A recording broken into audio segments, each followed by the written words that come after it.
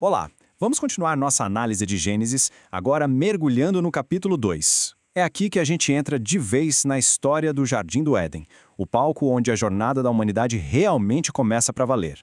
Então, imagina a cena, a criação toda está pronta, finalizada. Chega o sétimo dia e é como se fosse um grande suspiro de descanso. O universo estava ali, completo, novinho em folha. Mas a nossa história, a complexa história humana, essa estava só no comecinho. E esse dia foi super especial. A obra de Deus estava concluída. Mas não foi só uma pausa qualquer, sabe? Ele abençoou esse tempo, estabelecendo um ritmo sagrado para a vida. Um tempo para trabalhar e um tempo para descansar. Um padrão que ecoaria pela história e que viria a ser o primeiríssimo sábado. O cenário era de uma beleza que a gente nem consegue imaginar direito. A chuva, do jeito que a gente conhece, ainda não existia.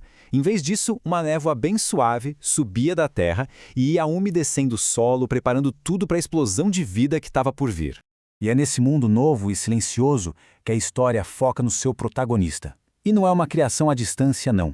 É um ato super pessoal, profundo, um ser moldado a partir dos elementos mais básicos da própria Terra.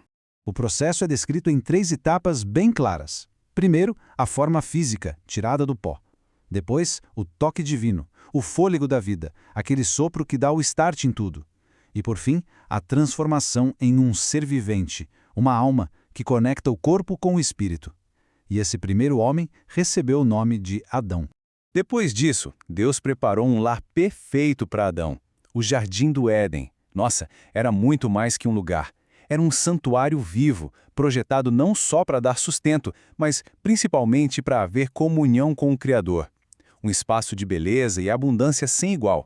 E bem no centro desse jardim, 2 árvores se destacavam. Elas não eram árvores comuns, não. Elas representavam conceitos gigantescos que seriam o ponto central de toda a história humana, a vida eterna e a consciência moral. A vida no Éden não era só de descanso, não. Adão recebeu uma missão bem clara: cultivar e cuidar do jardim.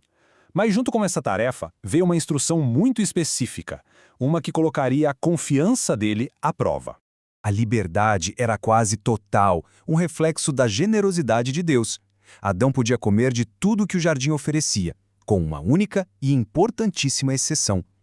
Era um teste fundamental de confiança e obediência no meio de uma liberdade imensa. Aí, numa cena incrível, Deus trouxe cada ser vivo até Adão. A tarefa de nomear os animais não era só para catalogar, sabe? Era um ato de discernimento, de autoridade, um jeito de entender a criação. Ele observou cada criatura, dos pássaros aos animais do campo. E foi nesse momento, interagindo com os animais, que uma coisa profunda aconteceu.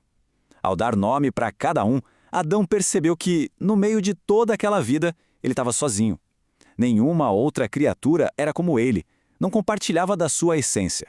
E para preencher essa solidão, Deus realizou um último ato de criação. Um ato que não só completaria a humanidade, mas que estabeleceria a base para todos os relacionamentos que viriam depois. O processo, de novo, foi muito íntimo. O Adão é colocado num sono profundo e, a partir dele, na sua própria essência, a mulher é formada. Ela não foi criada do pó da terra, mas de um ser que já vivia, o que simboliza uma conexão inerente e super profunda. A reação de Adão quando acorda é de pura alegria, de reconhecimento imediato. As palavras dele mostram essa conexão. Ele não a vê como só mais uma criatura, mas como parte dele mesmo, uma parceira perfeita.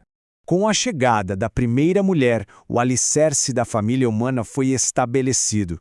Eles não eram mais só 2 indivíduos, mas o início de uma unidade, a sementinha da humanidade. Esse ato de criação é apresentado como um modelo para a união que forma uma nova família. A ideia de se tornarem uma só carne simboliza exatamente isso, uma união tão profunda que eles transcendem o individual para criar uma nova entidade familiar. No jardim, a vida deles era marcada por uma inocência pura. Eles viviam em harmonia perfeita, um com o outro e com o Criador. Vergonha, medo, desconfiança eram sentimentos que simplesmente não existiam no mundo deles.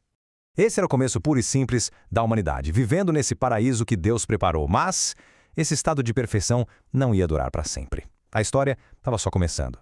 E uma escolha, uma decisão iminente, estava ali suspensa no ar e mudaria o curso de tudo. para sempre.